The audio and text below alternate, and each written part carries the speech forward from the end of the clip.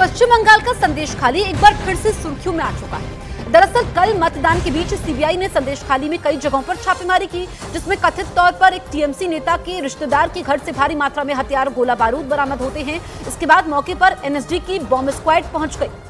TMC नेता के करीबी के घर से ये हथियारों का जखीरा मिला। 12 घंटे तक यहाँ पर सीबीआई की टीम छापेमारी करती है। सर्च ऑपरेशन के समय एनएसजी की भी मदद दी गई।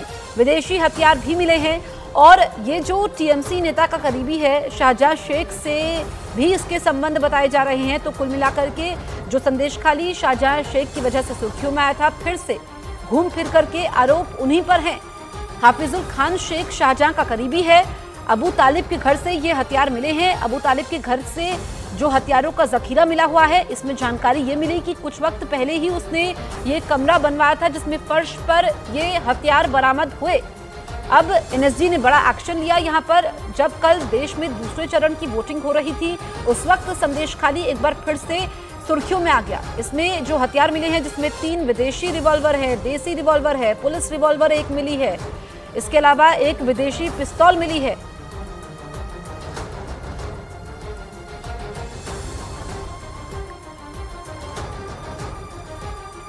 এই অস্ত্র আগে কোনো উদ্ধার হয়নি, যে ধরা পড়েছে তাকে নিয়ে শাহজাহান দেশ তো বলে দিয়েছে সব, তাও উদ্ধার করছে না কেন?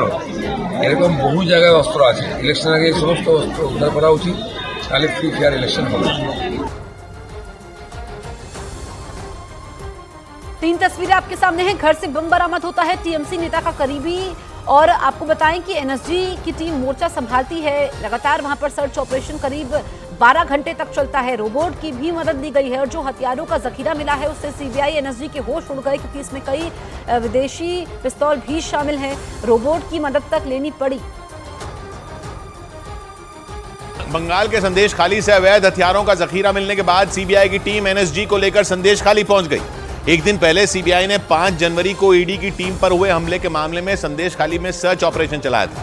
वहां से हथियार बरामद किए थे और इसी के बाद सीबीआई की टीम एनएसजी की टीम को लेकर संदेशखाली पहुंच गई, क्योंकि चुनाव के दौरान हथियारों का जखीरा मिलना खतरनाक है और इसीलिए एनएसजी कमांडो रोबोट कैमरा लेकर संदेशखाली पहुंचे और वहां के सरबेड़िया इलाके में चप्पे चप्पे की तलाशी ली। रोबोट कैमरे के पास झोला भी नजर आया। एनएसजी की टीम स्निफर डॉग लेकर भी आई, क्योंकि स्निफर डॉग सूंघकर विस्फोटक का पता लगा सकते हैं। यानी बंगाल के संदेशखाली से अवैध हथियारों का जखीरा मिलते ही सीबीआई की टीम अलर्ट हो गई और इसीलिए उसने एनएसजी कमांडो की मदद ली, क्योंकि उन्हें आतंकियों से लड़ने में महारत हासिल है। और 5 जनवरी के बाद बंगाल का संदेशखाली भी संवेदनशील इलाकों में शामिल हो चुका है।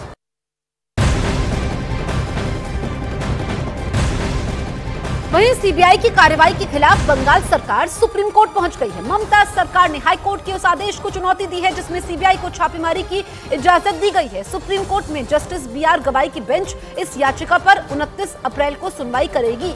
तो कल जिस तरीके से सीबीआई और एनएसजी की टीम मोर्चा संभालती है, यहाँ पर 12 घंटे तक सर्च ऑपरेशन संदेशखाली में चलता है, ममता सरकार की टेंशन बढ़ गई, क्योंकि 5 जनवरी को संदेशखाली गई ईडी की टीम पर सैकड़ों लोगों की भीड़ ने हमला कर दिया था और ईडी के अधिकारी घायल हो गए थे। इसके बाद इस मामले ने तूल पकड़ना शुरू कर दिया था। टीएमसी से निलंबित शाहजहां शेख को इस मामले में गिरफ्तार किया गया था और इसके कुछ दिन बाद कलकत्ता हाईकोर्ट ने संदेशखाली मामले की जांच की जिम्मेदारी सीबीआई को सौंप दी थी। और इसी जांच के दौरान सीबीआई को संदेशखाली से इतने हथियार मिले कि संदेशखाली एक बार फिर चर्चा में आ गया, क्योंकि सूत्रों ने खबर दी कि संदेशखाली के सरबेड़िया इलाके से सीबीआई को 12 बंदूकें मिली और इन बंदूकों में कुछ विदेशी बंदूकें भी शामिल हैं। सूत्रों ने बताया कि ये हथियार जमीन के नीचे छिपाए गए थे और जिस घर में ये छिपाए गए थे वो अबू तालिब नाम के एक आदमी का था। और अबू तालिब टीएमसी नेता हाफिजुल खान का करीबी माना जाता है। इसके अलावा उसके शाहजहां शेख से भी अच्छे रिश्ते होने की खबर है। यानी संदेशखाली से मिले हथियारों के जखीरे के तार घुमा फिराकर शाहजहां शेख से जुड़ते दिखे। इसीलिए सीबीआई और एनएसजी ने संदेशखाली में डेरा डाल दिया। खबर आई कि एनएसजी कमांडो धीरे धीरे पूरे संदेशखाली को घेर लेंगे।